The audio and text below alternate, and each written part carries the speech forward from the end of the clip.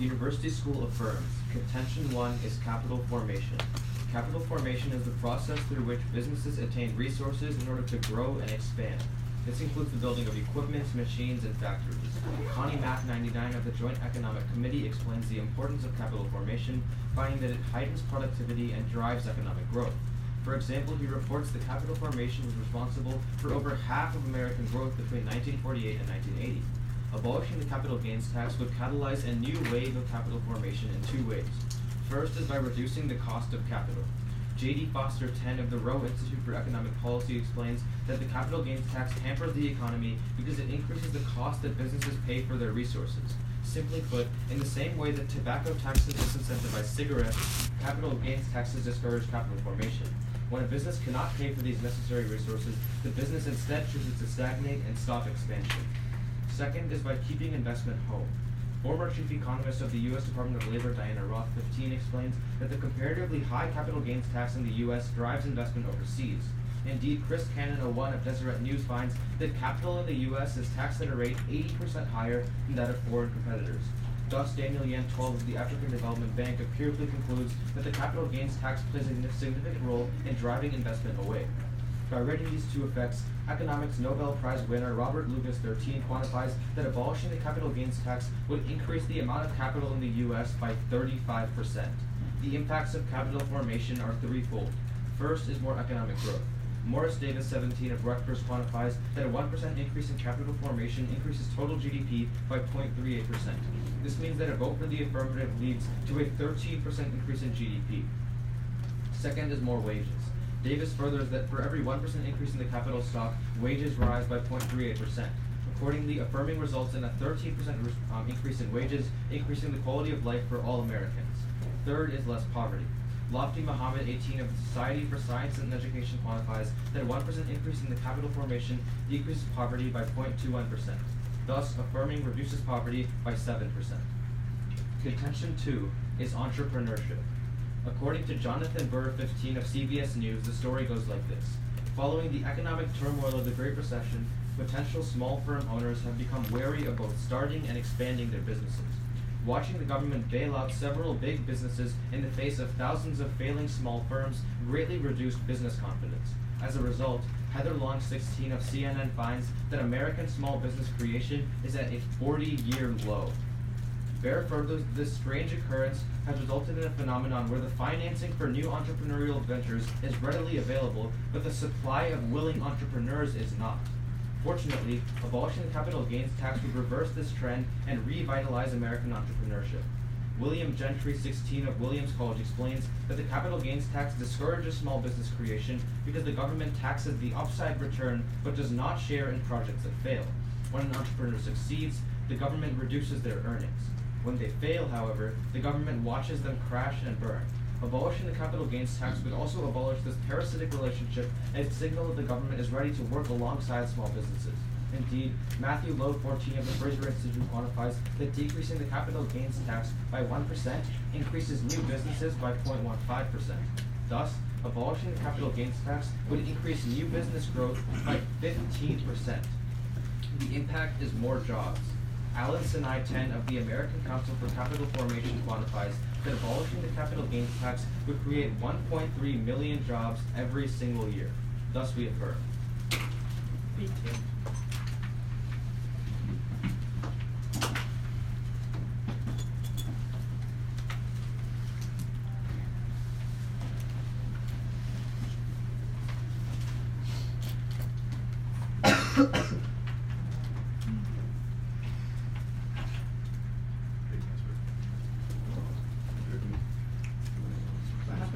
Yeah, that stands for 2018, sorry, is date 2018. Date 2000. Yeah, 2018. We need it. And that's on the Stanford visitor site, and you can still get to that on your way. Yeah. There's a network that should be called. Sorry. There's a network that I believe is called Today or Stanford Tournament or something. Yeah. Okay. I'll deal with that later. Wait, no, I'll do it while you guys are prepping. That will be my prep time.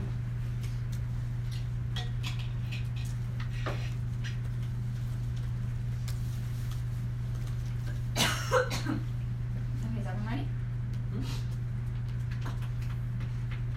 Rashi and I negate. Our first contention is alleviating distressed communities. Bernstein of the Center on Budget and Policy Control reports in 2015 that past tax exemptions for distressed communities have historically encouraged investment in low-income neighborhoods. Indeed, he quantifies that 90% of investors view the exemption as their incentive, and every $53 of investment draws an additional $47 from other sources. He finds that since 2000, $31 billion were invested into small manufacturers, schools, and healthcare centers in low-income communities.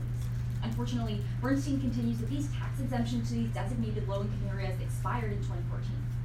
As a result, Kirsch of the DRI Fund writes last week that over 52 million Americans continue to live in distressed communities where the poverty rate is well above the national average. Luckily, Tim Kersley of the New York Times explains last week that the new Investing in Opportunities Act offers a permanent capital gains tax exemption for 10-year investment in opportunity zones. Kirsch furthers that investors currently have $2 trillion in stagnant capital, which they would be likely to invest in these opportunity zones in the coming months. String of Transwestern adds in 2014 that historically, similar incentives have succeeded on the state level in Florida and Texas by enabling businesses to expand and grow where the opportunity did not previously exist. However, abolishing the capital gains tax entirely removes the advantage distressed communities have. Porter of the Harvard Business Review warns in 1995 that without the capital gains tax advantage, inner cities would be unable to obtain investment. Thus, Troy concludes in 2016 that only targeted incentives help distressed communities, not monolithic policies like employment. There are two impacts, and the first is ending cyclical poverty. The Federal Reserve Bank finds in 2014 that the unemployment rate in low-income districts can exceed 50%. Luckily, Cole of Harvard warns in 2014 that investment in the distressed urban core increases employment and revitalizes urban areas. Haskins of Brookings analyzes poverty levels over the past 47 years and concludes in 2017 that significant advances against poverty in coming years depend on increasing employment among the poor. The second impact is reducing crime. Mitchell of the University of Newcastle in 2012 quantifies that a 10% increase in household income reduces violent crime by 15%. Contention 2 is letting the dreamers dream. Congressional gridlock has prevented the passage of immigration reform for the 800,000 DACA recipients throughout 2017. Luckily, ongoing negotiations are expected to advance reform. Bernal of the Hill reports Friday that Republican leader Paul Ryan has committed to advancing immigration negotiations, making it more likely than ever that DACA legislation gets passed. Indeed, Dumaine of the D.C. Bureau furthers yesterday that the Senate coalition in support of immigration reform has diversified to include key Republican senators who are experts on immigration policy. Unfortunately, ending the capital gain tax now undercuts bipartisan cooperation and prevents the passage of an immigration bill by reigniting political infighting. Berman of the Urban Brookings Tax Policy Center articulates in 2015, the capital gains tax is a religious issue for both sides of the political divide, with most Democrats favoring boosting it, not cutting it. Thus, abolishing the capital gains tax would only inflame internal division, making reform near impossible. Indeed, Binder of the Brookings Institution writes in 2000 that congressional efforts to cut the capital gain tax in 1992 ignited extreme political gridlock. Such gridlock precludes any chance of compromise, let alone passing an immigration reform. There are three impacts to not passing an immigration bill. First is displacing hundreds of thousands of people. Joetz of the Center for American Progress explains in November that come March, no protections will remain for the 800,000 dreamers who've lived in the U.S. their entire lives. Second is digging an irreversible hole in the U.S. economy. Schoen of CNBC writes in 2017 that 91% of DACA recipients are employed. He warns that absent congressional action, the loss of these workers and their paychecks would decrease the U.S. GDP by $433 billion. Overall, Manwaring of Dickinson concludes in 2005 that the region's destabilization as a result of sending 200,000 DACA migrants back where they came from will cause near state collapse due to a lack of socioeconomic resources, threatening global security on the international level. For these reasons, we need. Thank you.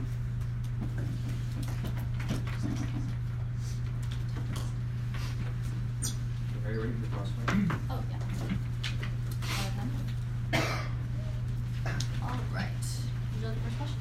Yeah. Go ahead. So you say in your second contention that Republicans in general support like cutting the capital gains tax, Yeah, right? and Democrats favor boosting it. Okay. So wouldn't conceding to the Republicans and getting rid of the capital gains tax make them more amiable to negotiations? No, over that's not immigration? how it works. What? What the Stravinsky evidence right now tells you is that there's bipartisanship, but once you remove the capital gains tax, because Democrats want to boost it and Republicans want to cut it, that causes the political gridlock. Wait, no. So, but I'm talking specifically Sure. about Republicans. So if Yeah. we cut the capital gains tax, won't they be happy? Yeah, the Republicans will be happy. Right. The problem is there's gridlock in the House because of the Democrats not liking it. So you're saying that if they're like Republicans are Yeah. like if we pass a policy So- that Republicans like, Democrats won't want a policy that they like. Because yeah. like the so, Democrats yeah, exactly. like this so policy. that's right? exact. Yeah. So the Democrats, So Democrats like will this. no longer want a policy Okay, that they like can I finish? overwhelmingly support. Yeah, let me explain.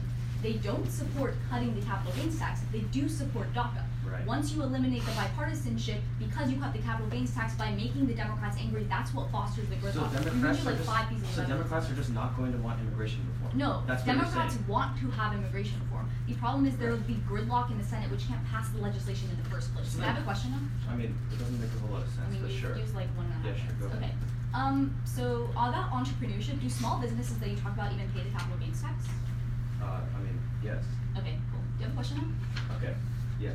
So, isn't political gridlock in like Congress pretty bad right now? No. What the Stravinsky evidence tells you is that because of the 25-member Common didn't- Sense Coalition, there's bipartisanship specifically in the Senate. Haven't we had like 2 government shutdowns in the past couple of weeks? Yeah, that's been for different reasons, right? I mean, I'm pretty sure it was because no, of no, no, immigration no. reform. No. So the reason that happened I mean, is is it- because of can I finish, Sure, yeah, please? sorry. It's because of like tax policies and division between Republicans internally, right? Not between Democrats and Republicans. We tell you uniquely that's what causes the impacts we talk about because right now bipartisanship exists between Republicans and Democrats in recent negotiations. Our evidence is literally from like 3 days ago. I can show you after the process. Yeah. Can I have a question now? Yeah, go ahead. Can you give me an example? So you talk about like offshoring in your first contention about capital formation. Yeah. Can you give me one example of when the capital gains tax specifically caused offshoring and they didn't come back because of the capital gains tax?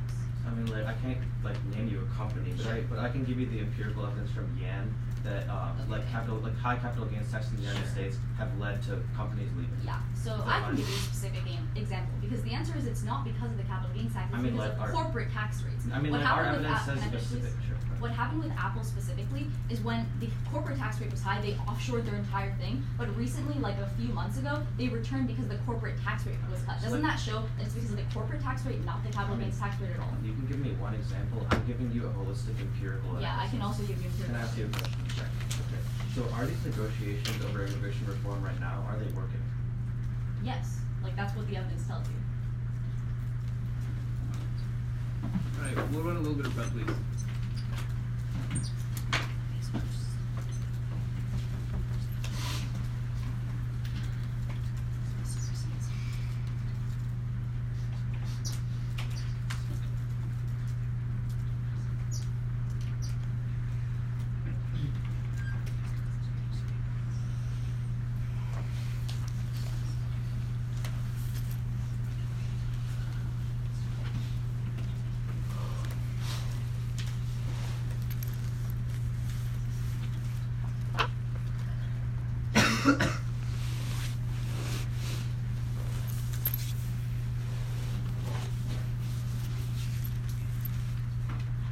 Alright, that's enough, thanks. 43?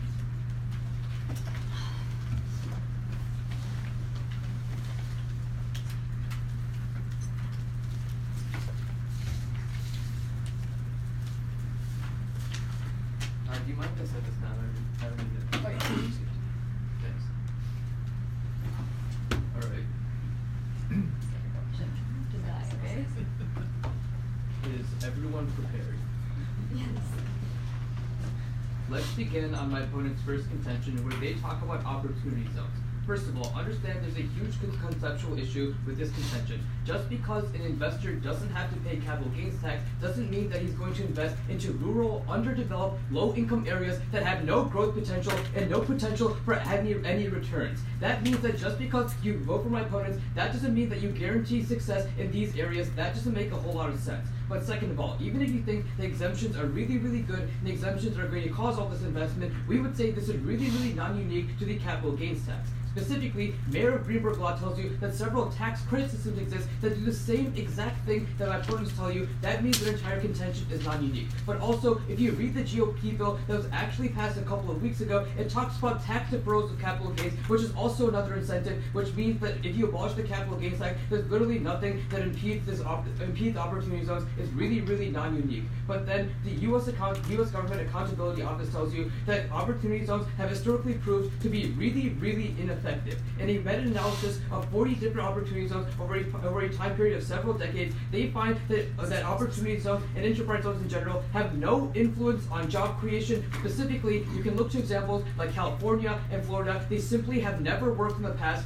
and they're not going to work in the future if you vote for my opponents. But then, let's go specifically to their impacts. Group them together because they have the same exact links. First, poverty, and second, crime. The big problem here comes with Karadov of Reason magazine. He tells you that creation of jobs and the reductions in poverty have almost no influence on the poverty rate and long-term influence because the jobs aren't created as a result of new activity, but a shift of activity from other zones that would have occurred otherwise. They're just taking jobs from one region and shifting them to another. They're not actually decreasing poverty. There's no net increase in jobs. Specifically, they find that for every job that an opportunity zone created, it costs state governments $60,000. Insofar as that's true, it's really clear that voting for my opponents and incentivizing more investment into opportunity zones is a really, really bad policy overall. We would say it's not really a place to sign your ballot. But we give you the clearest impact to poverty in the round with our first contention on capital formation. Specifically, we quantify a 7% reduction in poverty because you increase opportunities. That means that voting for us solves backs for all the problems my opponents talk about. We would say it's a lot more specific because it's a guaranteed increase in capital formation. Opportunity zones aren't guaranteed to work because they've never historically worked. They've always failed. Let's move on to my opponent's second contention, where they basically talk about immigration reform. The big problem here is that my opponent's entire contention relies upon congressional gridlock increasing. The problem is, as Sukum explains in First Crossfire, congressional gridlock is already at an all-time high. They don't tell you how much worse it gets. They don't actually tell you that the capital gains tax is going to be the bright line that pushes gridlock to an all-time high, and tells you that for whatever reason that congressional reform and all these reform for immigration is going to be stopped. But second of all, Linda Vach completely non-unique to my opponent's entire contention. What she finds specifically is that Republican divide and a lack of an accepted platform is what makes DACA impossible. It has nothing to do with the divide between Democrats and Republicans. She also finds the negotiations between the two are basically impossible because they lie on opposite sides of the spectrum. That means that nothing my opponents are talking about is actually going to happen. But then, this is really important because understand the one precedent my opponents talk about is that cutting the capital gains tax led to an inflammation of divisions. The problem is, 2 weeks ago, the GOP literally cut taxes across the board, including the capital gains tax. So the infighting my opponents talk about is going to happen either way because the capital gains tax was just cut. That means their entire contention is non-unique because the only precedent they talk about is happening right now. Voting for us will have the same effect as voting for them. Thank you. Can we get the evidence about the capital gains tax cut in the recent budget? Can I also see the evidence that you read that says? You can public the GOP bill. Yeah, you do that. Can I also see the evidence about opportunity zones and enterprise zones failing? Which one? The one that you read. The government accountability.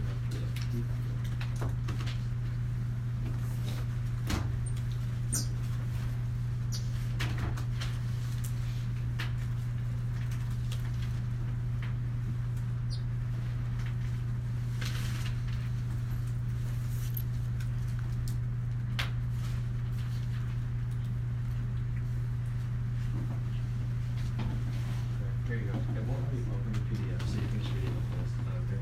Can you show us the Just capital gains? scroll. Yeah. Okay. So- Alright. Alright, we're gonna run.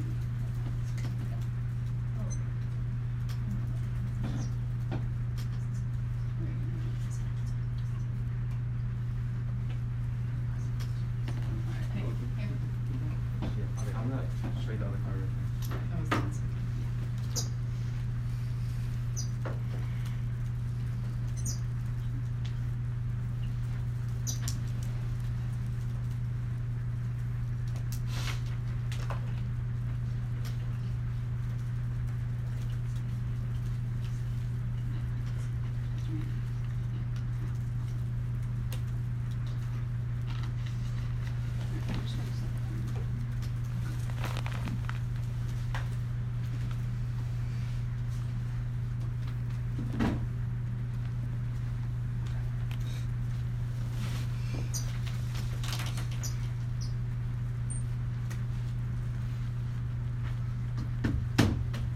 So we don't have a specific piece of evidence that says that the capital gains tax was cut.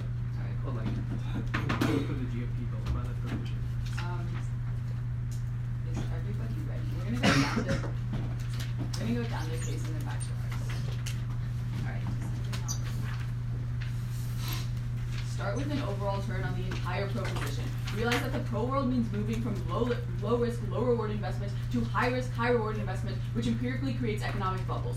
Ziong of the National Bureau of Economic Research reports in 2017 that states with low capital gains taxes face intensive speculation, and Smith of George Mason University finds in 2008 that the 1997 capital gains tax cut is exactly what fueled the housing bubble of 2008 and led to the 2008 economic recession that killed 5.5 million jobs, destroyed $10 trillion in wealth, and led to a worldwide economic recession. The only way to solve for this is to vote for the con. Shen of Queen's University finds in 2015 that because the con world deflates bubbles by reducing investment and preventing speculation, it is the only way to stop future recessions. This is a prerequisite to the entire round. If our country is entrenched in economic recession, there is no way their impacts about solving poverty, creating jobs, creating economic growth, none of that can happen in a recession. You can sign your ballot for the con right here. On their first contention about capital formation, the first link is basically about increasing investment. There are two responses. First, Gale of Brookings Institute finds in 1997 that investment already comes from sources that do not pay the capital gains tax. That means that in the pro world, there is no net increase in investment. This is corroborated by the Congressional Research Service, who does a 70-year historical analysis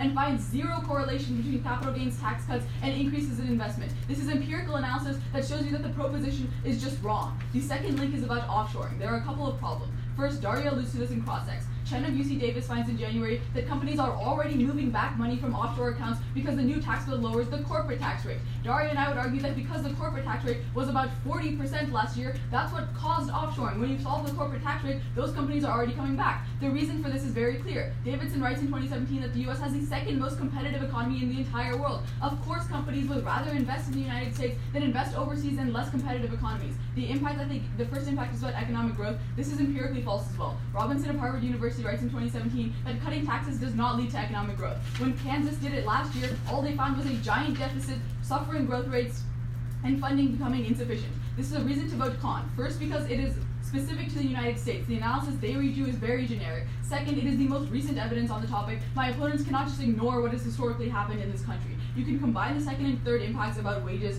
They're all about poverty increasing. This is not true either. Collins of the Institute of Policy Studies finds that ending the capital gains tax would increase the deficit by $11.8 trillion by reducing government revenue. The impact of this is the type of poverty they are talking about. Rogan concludes that this would drive away foreign investment from the US, which is really bad because foreign investment accounts for 5.6 million jobs and $1.5 trillion.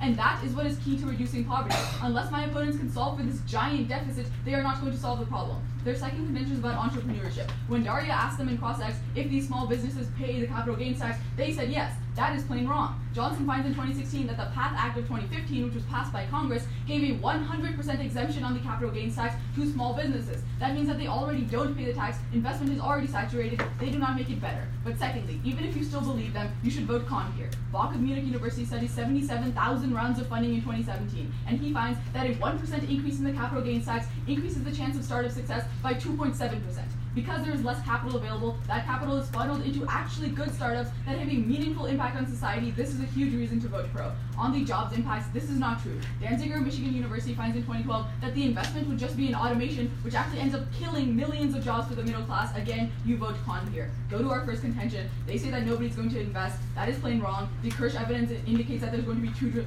trillion of investment. Then they say this is non-unique. That is also wrong. The Tankersley evidence says it is specifically due to the current exemption that they only have in the con world. Then they read a whole 4 responses. You can group them all. They're essentially just saying opportunity zones is bad. You can call for the evidence. It's from 2006. The much more recent evidence we reviewed from 2014 says that the new opportunity zones have been very successful. On our second contention, they just say gridlock is already high. That's not true. They passed the budget last week showing that there's no gridlock right now.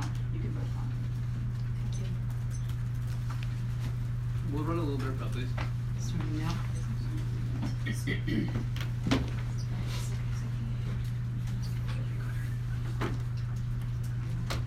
Alright, Okay, 2 seconds. 107 left. Alright, cool. So your first response to our first contention is that the majority investment doesn't pay capital gains tax, right? So why does your first contention matter? Because Our first contention is not about like increasing investment. The first contention is about shifting investment from already developed and industrialized regions to like urban cities. Wait, so you tell me Yeah. the majority of investment doesn't pay capital gains tax. Then you tell me the investment advantage of low-income areas is that they don't have to pay a capital gains tax. No, this is Yeah, very different. wait, no, why? The investment that you talk about in case is like people investing in businesses. Like that's what capital formation is. The investment that So the way that you invest into an opportunity zone is by investing into an opportunity fund, which is classified as a corporation, so the tax benefits still apply. the firstly evidence that we read you in case, which is like the only piece of evidence in the round about this, says that before the exemption happened in Chicago, they did have to pay the capital gains tax on these investments. Now they don't. Like it's in the evidence. Can I get a question now? Like I think this is pretty important because I don't agree. see how you can say that the capital gains tax doesn't apply I'm to not saying investment. it. The evidence is saying it. Okay, Congress fine. is So saying it. you talked about government is saying it. the New York Times on this, right? Yeah, the Tinkers. Right. So what does he say about the historical state of all these exemptions? He says that enterprise zones have been bad. We are not talking about Enterprise zones are a subset of opportunity zones. No, Just no, because no, there's a they're minor very different. just Let me because there's a explain. minor distinction between the two doesn't offset It decades kind of of failure. does. It kind of does because here's the difference. Enterprise zones have corporate tax cuts. That incentivizes very industrialized, like let me finish. Okay, sure. Very industrialized companies to like move into these regions and push all the low-income residents out. That is not what an opportunity zone is. An opportunity zone specifically incentivizes investment in small businesses, which has been shown to decrease poverty as the like string evidence. Wait, why does that Okay, it's been invest- 2 minutes. So I okay, got a sure. question now. Go ahead. So like on our second contention, you just say that like gridlock is really high and the Republicans have internal divides. If like gridlock is so high, why was the budget passed last? They have they have control of both houses and the presidency. Like it's not hard for them to pass those policies. It still takes 60 Democrats to pass the budget Yeah, no, through the that's- House of Representatives. That's fine. No, and they made like some sort of concessions. That's fine. But like, Like what- what wait. concessions? But the budget is a lot different than DACA, right? I mean, Like you I can't would just say that argue- because they passed something that's required for Okay, the economy so to function, here's that the- maybe they're gonna make All right, concessions for this type so of negotiation. Here's And you the also reason give me that they are specific very piece of similar, evidence. right? Sure. I mean, I can read you later. The Sure. reason they are very similar, in a budget, both Democrats and Republicans must agree on what is in the budget. When That's passing fine. immigration control, you must also agree on what is in Like, that immigration reform. That's what's always The happened in this problem is country. Democrats and Republicans have room for compromise in Okay. the budgetary policy Also- that is essential for the economy to function. That's different Okay. from immigration reform. That's like a whole separate Look, topic. You can't this say that is- because they agree on some aspects of the economy that they're going to agree Alright, on immigration reform. That literally hasn't happened. You can make this argument, but the only ones that read evidence on it again is us. And the Dumaine evidence says that both Republicans and Democrats have agreed to have these like open reforms You on can immigration in the status quo. You can read all this evidence. You don't have an actual warrant because literally I mean, I can congressional explain the gridlock. warrant. The warrant is that this It doesn't- country has historically always passed Alright. immigration reform. We're not just going to stop now.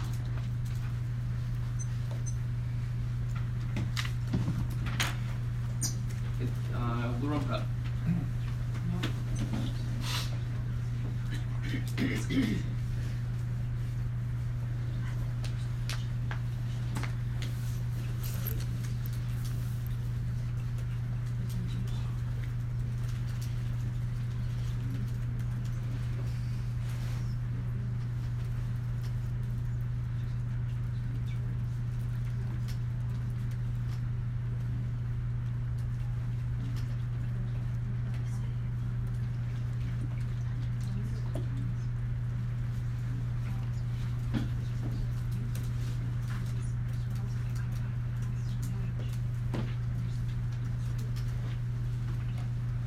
That's enough, thanks.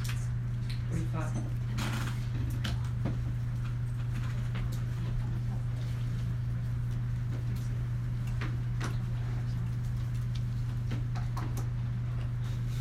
Everyone ready?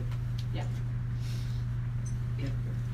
Let's start on my opponent's argument about distressed communities. Remember the mayor evidence who tells you that just because you abolish the capital gains tax, that doesn't mean the government all of a sudden doesn't care about distressed communities. Specifically, they have other credits, like other ways to incentivize investment into these distressed communities, like tax credits, for example. So, like if someone invests into a distressed community, they can deduct that from their income tax. There are other ways to incentivize investment into distressed communities. That's meaning this argument is completely non-unique.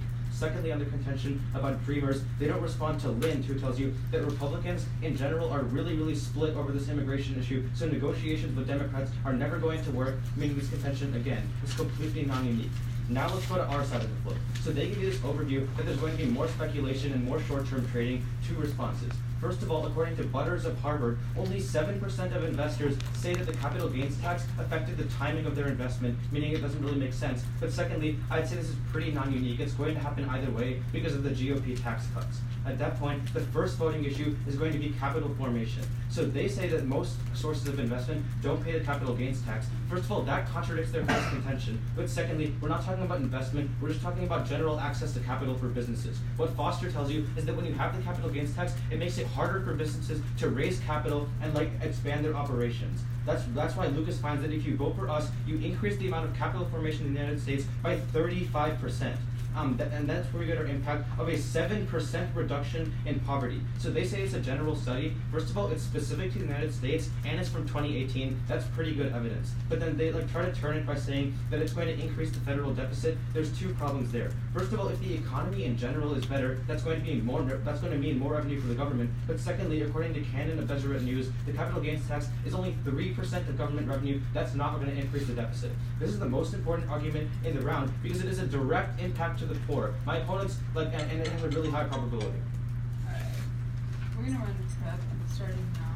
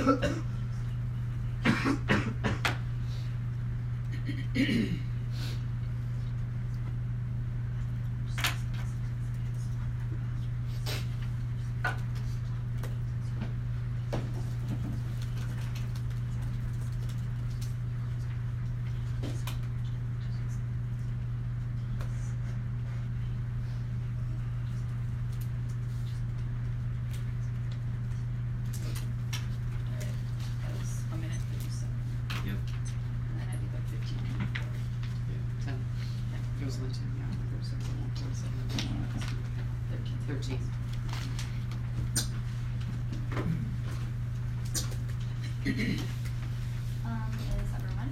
Let's see. You're just going to be going down their case and then our case. Alright, is everyone? There's 3 places you can vote for us on their case alone. The first is the Congressional Research Service analysis that says that over 7 years, there's literally been 0 correlation between economic growth and cutting the capital gains tax, and history contradicts their analysis. But then they completely drop the recession chart that they give you. They say there's only investment of 7%.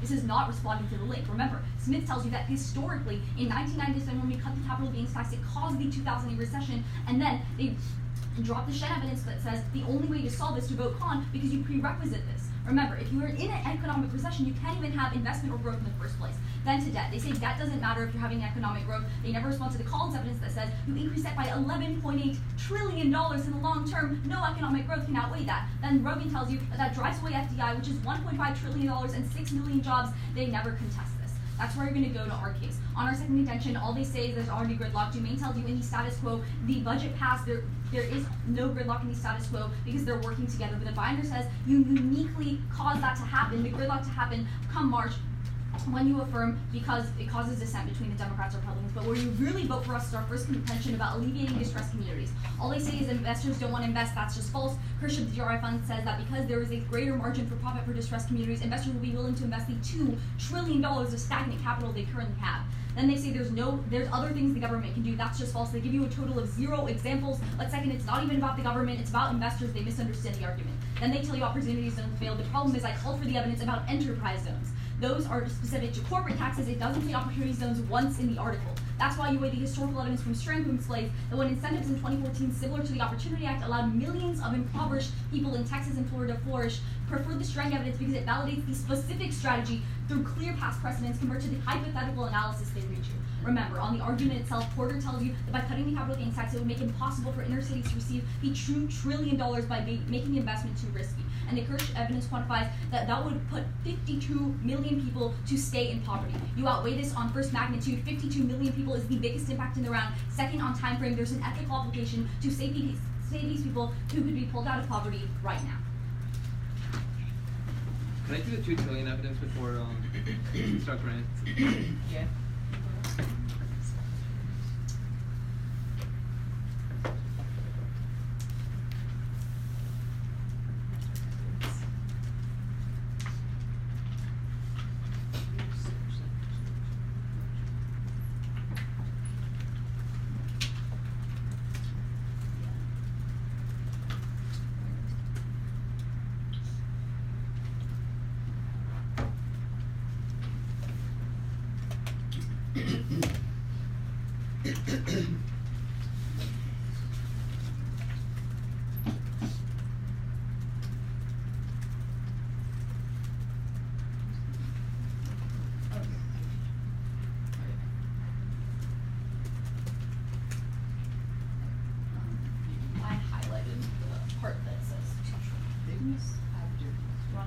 Or do you want to run it? Oh, we can just see it in prep.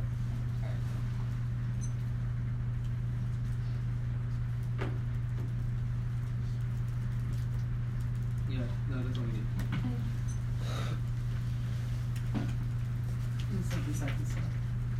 Are you guys everyone ready for crossfire? Yeah. Okay.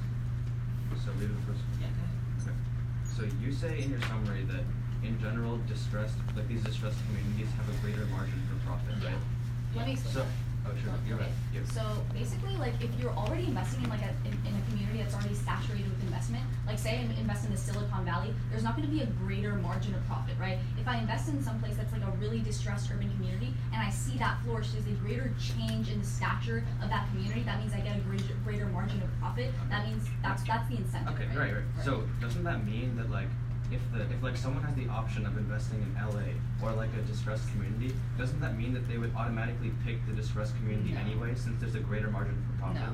Why? The Porter evidence indicates that without the exemption that only exists in the con world, it is still too expensive to invest in distressed Wait, you communities. just said- Well, let me explain, right? A distressed community is inherently like a high-risk community. So by decreasing the profit margin, you make that risk like not worth it because there's a less chance to make a profit. But in the con world, when the exemption exists, the like reward and the risk kind of even out, which is why the Porter evidence indicates that you get Our that. argument is that the reason why people don't invest in the low-income areas isn't that they have to pay taxes. It's because they're not good areas to invest in the Well, first place. this is just like wrong, right? Like Yeah, historically, like- people have invested in these areas. That's what the Porter what evidence string tells you. evidence That's what the also string says. evidence tells you. So like, alright, first of all, on all these Yeah. precedents, you just Yeah. say that we don't give you any examples and like we don't respond to it, but we give you a meta-analysis and a ton of examples of California and Florida. Yeah. Like, I don't think it's fair for you to So- just assert that because in the past they may have been, like, some have been successful, Yeah. that just, and like The claim problem that we is don't the respond. only time opportunity zones have actually been implemented is in Florida and Texas. That's what the string analysis tells So you. the- The evidence Like, you we showed me was just said that they specific weren't to successful in enterprise Florida. zones. Okay.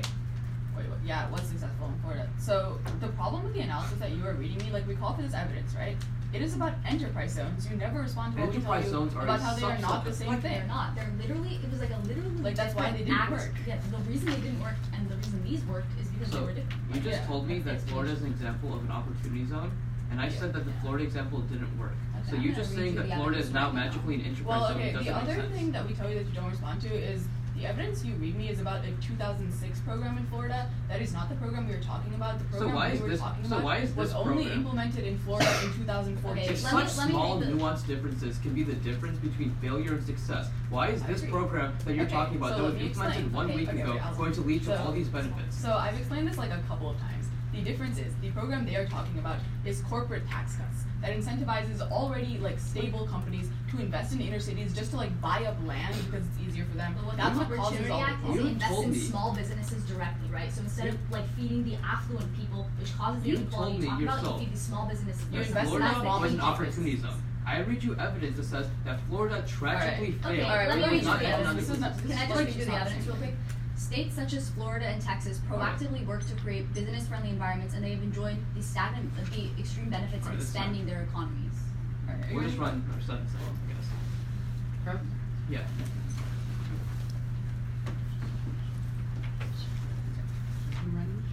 No, they're fine. Answer 7.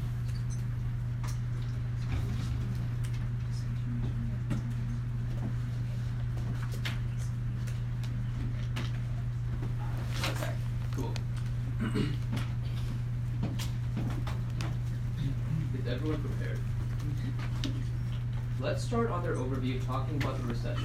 They just say we don't respond. We give you 2 unresponded to responses in Zucom's summary.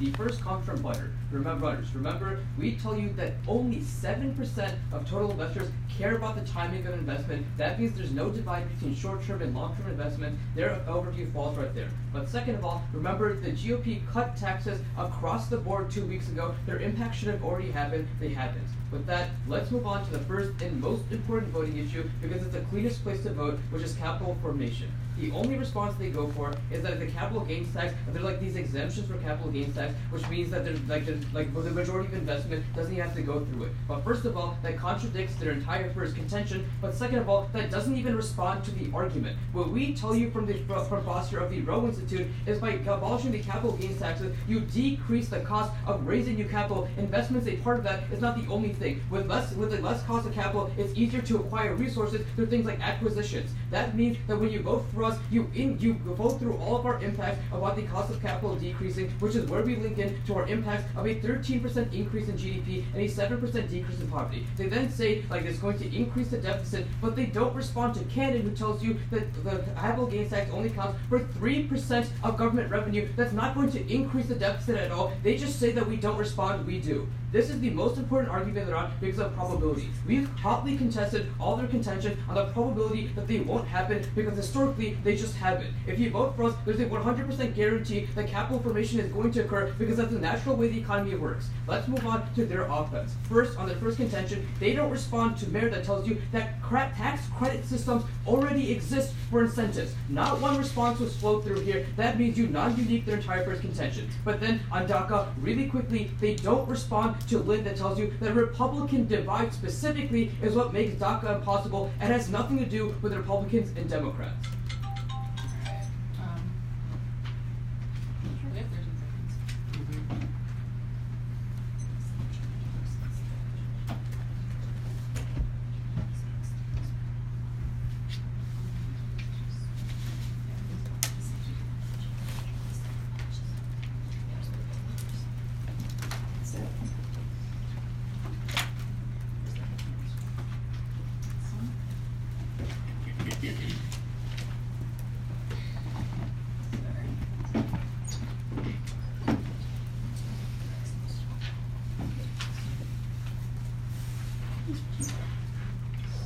We're gonna go on their case. Is everybody ready? There are 2 very easy places to vote con on their case alone. The first is the recession turn. The 2 arguments they make are that there's really no effect on investment and everything is going to be fine. Daria does respond to this. She tells you that you should weigh the historical precedents from Smith that they cold drop. The historical precedent says, when we cut the capital gains tax in 1997, that is exactly what increased speculative investment and caused the 2008 economic recession, which we all know was really bad for the country as a whole. It caused $1 trillion in debt and cut millions and millions of jobs. The Shen evidence, which has never been responded to, says the only way to stop future economic recessions is to vote con and check for investment. You can already sign your ballot. Stopping recessions is the biggest impact in the round. When the country is in a recession, none of this capital formation they talk about can happen. You pull nobody out of poverty. The second place to vote for us on their case alone. Capital formation does not matter if they do not get the impacts about wages and jobs and poverty. The reason they don't access these is the debt turn. The only response they make is that it's only 3% of government revenue. Daria also responds to this. She says, in the long term, because it also messes with the economy and causes recessions, the Collins evidence says it increases debt by $11.8 trillion. This is cold dropped throughout the debate. They cold dropped the Rogan analysis, which says that drives away foreign investors, which make up $1.5 trillion of the U.S. economy and 6 million jobs. If you vote pro, you are putting 6 million Americans out of work and into poverty. Let's go on to our case. On the first contention about opportunity zones, the only response that gets extended is the mere analysis that says that governments already have other incentives. Daria responds to this as well. She says they are obviously not working because the Kirsch evidence indicates that 52 million Americans still live in poverty in distressed communities. It is very easy to vote con here. The Tinkersley evidence says that it is specifically capital gains tax cuts that incentivize tax cuts in the con world, because the exemption does not exist in the pro world, that incentivize $2 trillion to move into these communities. The Kirsch evidence indicates this pulls 52 million people out of poverty. You vote here on magnitude alone. When you vote con, you save 52 million people from poverty. When you vote pro, literally nothing happens. On the DACA argument, all they say is that Republicans have internal gridlock. The Dumaine evidence says that is currently not true. You extend the DACA analysis. You do not push 800,000 immigrants out of this country. All right, good debate, guys. All right, nice job. Nice job. Great job. You guys did amazing.